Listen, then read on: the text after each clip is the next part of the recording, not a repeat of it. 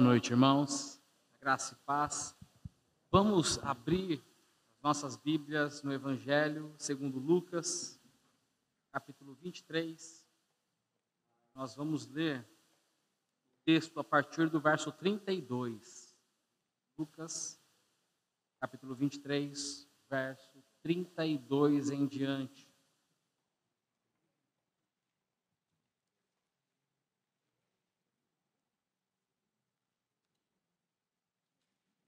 A palavra do Senhor diz assim: E também eram levados outros dois que eram malfeitores para serem executados com Jesus. Quando chegaram ao lugar chamado Calvário, ali o crucificaram, bem como aos malfeitores, um à sua direita e outro à sua esquerda. Mas Jesus dizia: Pai, perdoa-lhes, porque não sabem o que fazem. Então, para repartir as roupas dele, lançaram sortes. O povo estava ali e observava tudo. Também as autoridades zombavam e diziam: salvou os outros, e salve a si mesmo, se é de fato Cristo de Deus, o escolhido. Igualmente os soldados zombavam dele e, aproximando-se, trouxeram-lhe vinagre, dizendo: se você é o rei dos judeus, salve a si mesmo. Acima de Jesus estava a seguinte inscrição: este é o rei dos judeus. Um dos malfeitores crucificados blasfemava contra Jesus, dizendo: você não é o Cristo? Salve a si mesmo e a nós também. Porém o outro malfeitor o repreendeu, dizendo: você nem ao menos teme a Deus, estando sob igual sentença? A nossa punição é justa, porque estamos recebendo o castigo que os nossos atos merecem. Mas este não fez mal nenhum, e acrescentou: Jesus, lembre-se de mim quando você vier no seu reino. E Jesus lhe respondeu: em verdade lhe digo que hoje você estará comigo no paraíso. Vamos orar mais uma vez? Senhor, nós agradecemos por essa noite, agradecemos por tudo aquilo que nós presenciamos e participamos nesse culto. Agradecemos pelo louvor, pela intercessão. E agora nós estamos diante da Tua palavra, que o Senhor venha nos purificar por meio dela, que o Senhor venha nos ensinar por meio dela, Deus. Que o Senhor me use, apesar das minhas limitações, que o Senhor tire, ó Deus, todo o ruído nessa noite, para que possamos absorver a Tua palavra e assim aplicar no nosso momento devocional contigo, na nossa vida. Em nome de Jesus, amém. Irmãos, nós estamos trabalhando ainda com a série Encontros com Jesus. E o encontro da nossa reflexão...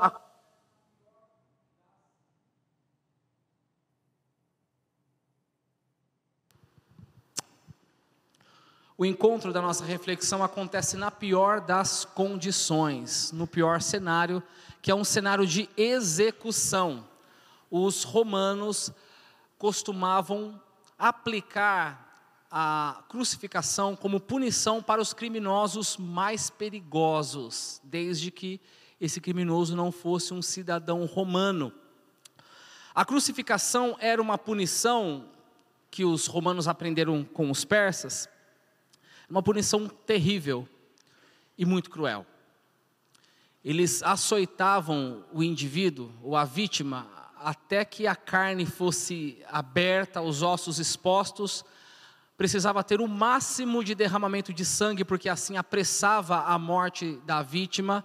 Alguns estudiosos sugerem que numa crucificação, a pessoa ela tinha uma terrível dor de cabeça por conta da força que ela fazia, os tendões ali arrebentados, os músculos fazendo força ali pendurado na cruz.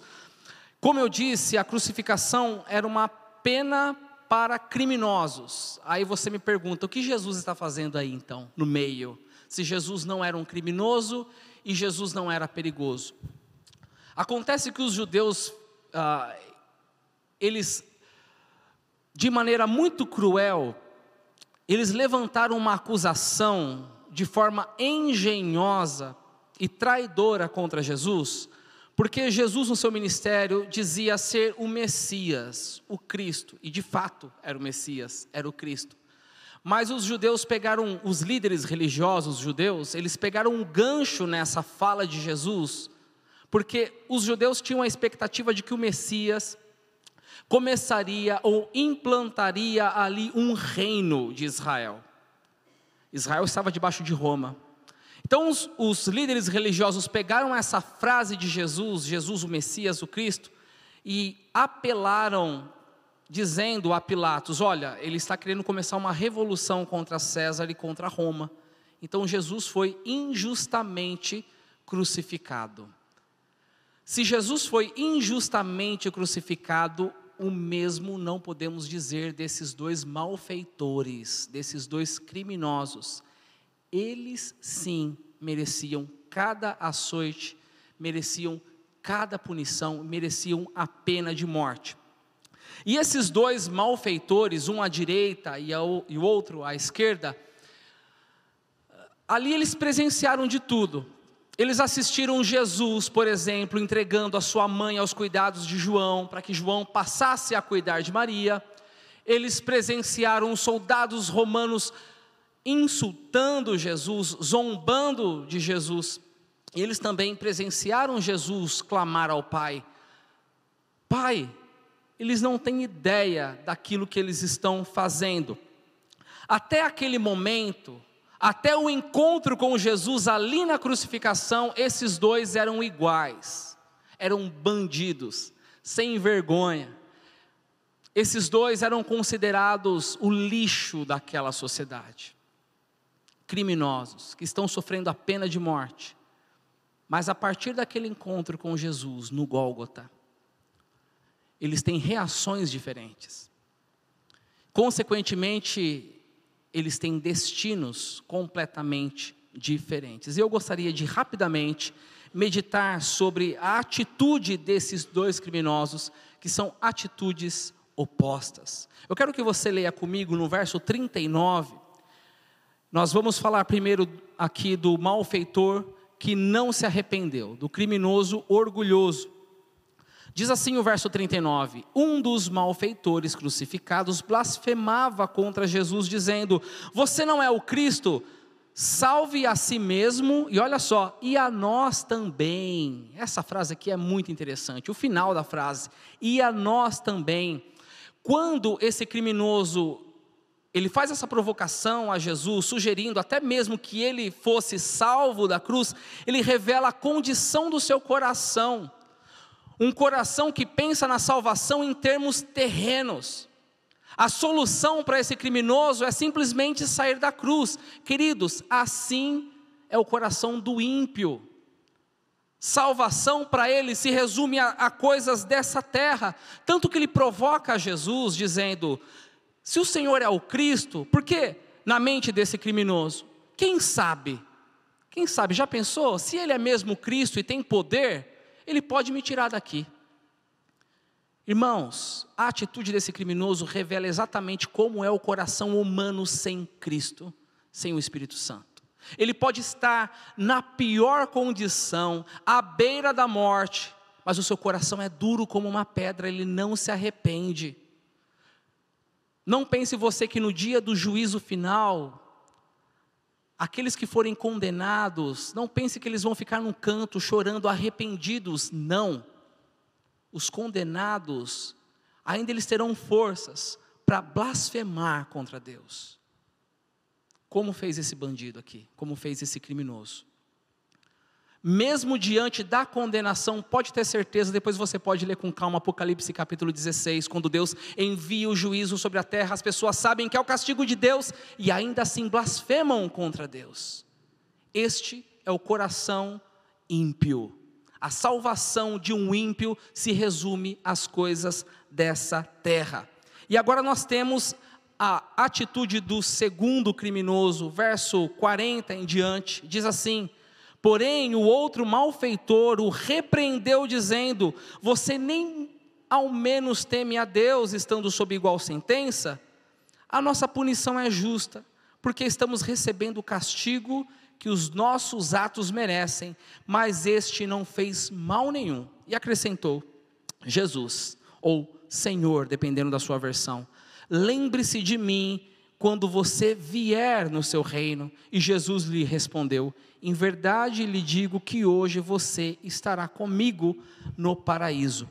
Queridos, não somente a atitude desse criminoso, mas nós podemos perceber aqui uma série de atitudes. Eu gostaria de destacar aqui, que em primeiro lugar, esse criminoso ele se incomoda com a postura do outro criminoso. Em segundo lugar, ele reconhece o seu próprio pecado. Em terceiro lugar, ele confessa, ele reconhece que Cristo não merece essa punição. Ele merece, mas Cristo não. E essa é uma verdade que permanece até os nossos dias. Às vezes nós somos injuriados, as pessoas viram a cara para a gente, levantam calúnias e mentiras contra nós, nós nos entristecemos, de fato, mas nós merecemos. Quando as pessoas fazem injustiças contra nós, saiba que nós merecemos. Nós somos pecadores miseráveis. Cristo não merece. O nome de Cristo não merece ser blasfemado. Cristo não merece ser injustiçado. Mas nós merecemos. E em quarto lugar, este criminoso demonstra a sua fé quando ele diz: lembre-se de mim quando você vier no seu reino. E Jesus conforta o coração desse criminoso, como se dissesse: quando vier no seu reino, meu amigo, ainda hoje você estará comigo no paraíso. É muito interessante este lugar, paraíso, lugar onde o apóstolo Paulo teve a oportunidade de visitar quando exercia o seu ministério aqui na terra. Diz a palavra de Deus que ele foi levado a este lugar que ele chamou de terceiro céu e também chamou de paraíso. O paraíso é o lugar onde os nossos irmãos que morreram e partiram em Cristo estão agora, neste exato momento, aguardando o dia da volta do Senhor Jesus Cristo. Eu fico imaginando aqui as pessoas que partiram dessa igreja. O nosso irmão Nardi, por exemplo, hoje ele está no paraíso, aguardando o dia da volta do Senhor Jesus Cristo. Meus irmãos, eu gostaria, a partir desse texto que nós lemos, extrair algumas breves lições desse encontro que acontece aqui no Gólgota. Apenas 3 lições, bem rápidas. A primeira lição que nós podemos extrair desse texto é que nem todos os que se encontram com Cristo têm a mesma reação. Nem todos aqueles que se encontram com Cristo têm a mesma reação. Os dois tiveram o mesmo encontro, o mesmo lugar, a mesma punição, mas eles reagiram de forma completamente diferente. Alguém já disse que o mesmo calor que derrete a cera é o calor que endurece o barro. E é isso que acontece aqui no Gólgota. O coração de um se derrama diante da presença do Senhor. Um coração quebrantado. O coração do outro se endureceu ainda mais a ponto de blasfemar contra Jesus. Diante do encontro com Cristo, queridos, é assim que acontece. Ou o coração se derrama, ou o coração se endurece. Mas por quê? Por que o mesmo encontro? Porque a mesma oportunidade. Um coração se derrete de amor por Jesus e o outro se endurece. Por quê? Irmãos, eu quero que você imagine comigo a cena ali do Gólgota. A cruz de Cristo, uma cruz de cada lado com os criminosos pendurados. O cenário ali do Gólgota. Este quadro, irmãos, representa para nós o centro, exatamente o centro da história cronológica da humanidade. E por que eu digo que esse quadro do Gólgota, a cruz de Jesus e uma cruz de cada lado representa o centro da história da humanidade? Porque desde Gênesis, passagem após passagem, livro após livro, esse quadro do Gólgota vem sendo aberto, vem sendo descortinado para nós, revelado para nós. E aí quando nós vamos para o Apocalipse, que é o fim da história da humanidade, a história cronológica do Cronos, nós temos o juízo final, retratado no Apocalipse. E é muito interessante que a medida do julgamento final será exatamente este quadro do Gólgota. Exatamente esta cena. Cristo no centro, crucificado entre os malfeitores, para que se cumprisse a profecia de Isaías 53:12. De um lado, nós teremos bandidos arrependidos, criminosos quebrantados. Do outro lado, nós teremos criminosos orgulhosos. De um lado, nós teremos aqueles que foram lavados pelo sangue do Cordeiro. Do outro lado, nós teremos aqueles que ainda são culpados pelo sangue do Cordeiro. De um lado, nós teremos ovelhas. Do outro lado, nós teremos bodes. Irmãos, diante de Cristo, não existe meio termo. Ou você é salvo, ou você é condenado. Essa é a primeira lição que nós podemos extrair dessa passagem. Nem todos aqueles que se encontram com Cristo reagem da mesma maneira. A segunda lição que nós podemos extrair desse texto é que a graça do Senhor Jesus Cristo alcança a qualquer um. O indivíduo pode ser o mais violento, uma ameaça para a sociedade, um criminoso perigoso. A graça de Deus, o Evangelho pode alcançar esse coração. Sabe quando você olha para um cidadão, um sujeito na rua? Você não, eu vou confessar aqui o meu pecado, talvez você não se identifique com isso. Mas infelizmente isso acontece comigo. Quando eu vejo alguém na rua, aí eu penso assim, o poder de Deus pode salvar qualquer pessoa, mas esse aí, ou essa daí, eu não sei se você já pensou isso, tomara que não, tomara que seja um pecado só meu. Agora, quem disse que a graça de Deus não pode alcançar? Irmãos, no dia da volta do Senhor Jesus Cristo, a multidão que deve entoar um novo cântico, ali naquela multidão haverá todo tipo de ex-pecador, todo tipo. Ex-ateu, ex-nazista, ex-travesti, ex-mentiroso, ex-adúltero, todo tipo de ex-pecador. Sabe por quê? Porque é da vontade de Deus. Deus quer.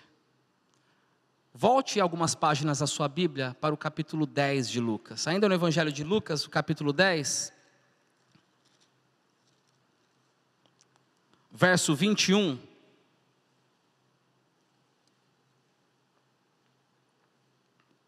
diz assim, depois que Jesus comissiona uma equipe de missionários, não para a Tanzânia, mas para evangelizar por aquelas regiões, e eles voltam felizes pelos frutos que eles colheram. E aí no verso 21, diz assim, naquela hora Jesus exultou no Espírito Santo e exclamou, graças te dou, ó Pai, Senhor do céu e da terra, porque escondeste estas coisas dos sábios e instruídos. Olha só, Deus esconde a revelação do Evangelho de alguns, e as revelaste aos pequeninos. Sim, ó Pai, porque assim foi do teu agrado. Tudo me foi entregue por meu Pai, ninguém sabe quem é o Filho a não ser o Pai, e também ninguém sabe quem é o Pai, a não ser o Filho, e aquele a quem o Filho quiser revelar. Foi da vontade de Deus Pai, da vontade do Filho e da vontade do Espírito Santo alcançar o coração daquele criminoso, pendurado numa cruz do lado de Jesus. Sabe por quê? A graça de Deus alcança a qualquer um. Ele não merecia, condenado à morte, mas você também não merece, eu também não mereço. Essa é uma verdade que a gente não pode se esquecer. Você não deveria estar aqui, eu não deveria estar aqui, mas a graça de Deus alcança qualquer um. Se não fosse assim, eu não estaria aqui, você também não estaria aqui. Então, esta é a segunda lição. E a terceira e última lição que nós podemos extrair desse texto é que um coração alcançado pelo Espírito Santo, consequentemente, demonstra evidências de arrependimento. É inevitável para alguém que se converteu de fato, alguém que entregou a sua vida ao Senhor Jesus Cristo, é inevitável, com certeza haverá evidências de fé e arrependimento. Muita gente se lembra que esse homem foi salvo nos acréscimos da prorrogação do segundo tempo, mas se esquece de como este homem, esse agora ex-criminoso, exerceu a sua fé e o seu arrependimento no Senhor Jesus Cristo. Eu não sei se você já reparou, mas esse homem não teve tempo, na verdade tempo ele teve, mas ele não teve tanto tempo para evidenciar a sua fé. Teve pouquíssimo tempo, talvez alguns minutos, 1 hora, mas o pouco tempo que ele teve, ele aproveitou muito bem. Não deu tempo dele ser batizado, de fazer o assim cremos, não deu tempo dele participar de uma ceia, ou de ser membro de uma igreja, ou cursar o John Knox. Mas em poucos minutos, irmãos, olha o que ele diz a Jesus: lembre-se de mim quando o Senhor vier no seu reino. Este homem viu em Jesus aquilo que os sábios da Torá não viram. Esse homem percebeu em Jesus o que os discípulos demoraram mais de 3 anos para perceber. Isso acontece na igreja, irmãos. Tem gente que passa muito tempo numa igreja local e demora e não percebe quem é Jesus de fato. Não desenvolve, não cresce a sua fé. E tem gente que nem se preocupa com isso. Pelo tempo que já está na igreja e sua salvação não tem sido desenvolvida, porque vai empurrando assim com a barriga. Aí apelam para esse texto aqui do ladrão que foi salvo na última hora. Eu posso ir frequentando a igreja, eu não preciso me empenhar no meu relacionamento com Deus, porque quando eu perceber que eu estou à beira da morte, eu posso me arrepender, e assim eu vou ser salvo. Se isso aconteceu com esse criminoso, por que não pode acontecer comigo? Muita gente se lembra que este homem foi salvo na sua última hora de vida, mas se esquece que um verdadeiro salvo, para ser salvo, precisa exercer esse tipo de fé aqui. O padrão é alto, é esse arrependimento. Como bem disse, queridos, um bispo anglicano, um pastor do século XIX, J.C. Riley, no Gólgota, ou na cruz, um ladrão foi salvo para que ninguém se desespere, para que ninguém fique desesperado, mas apenas um, para que ninguém se iluda. Irmãos, nós não sabemos quando será a nossa última hora de vida. Nós não sabemos quanto tempo temos para evidenciar a nossa fé e o nosso arrependimento. O que nós sabemos é que toda vez que a Bíblia fala sobre arrependimento, o tempo é sempre no presente, é sempre hoje. E é por isso que a palavra de Deus diz: se hoje ouvirem a sua voz, não endureça o coração. Meus irmãos, a nossa grande expectativa, o nosso grande desejo é a volta de Jesus. É o encontro com Cristo nos ares. o dia em que Jesus trará o reino aqui nessa terra e o reino será pleno. Mas até lá, meus irmãos, enquanto esse dia não chega, pelo Espírito Santo nós já estamos com Cristo Jesus hoje.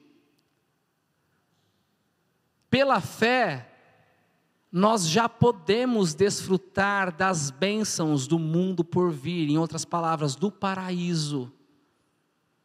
Pela fé nós já estamos reinando com Cristo nas regiões celestiais, conforme Paulo diz em Efésios capítulo 1. Queridos, essa é uma promessa para todo aquele que crê, mas para todo aquele que exerce uma fé como a fé desse ex-criminoso. O Evangelho é para ex-bandidos, ex-criminosos como a gente. Que Deus tenha misericórdia de nós e nos abençoe. Amém?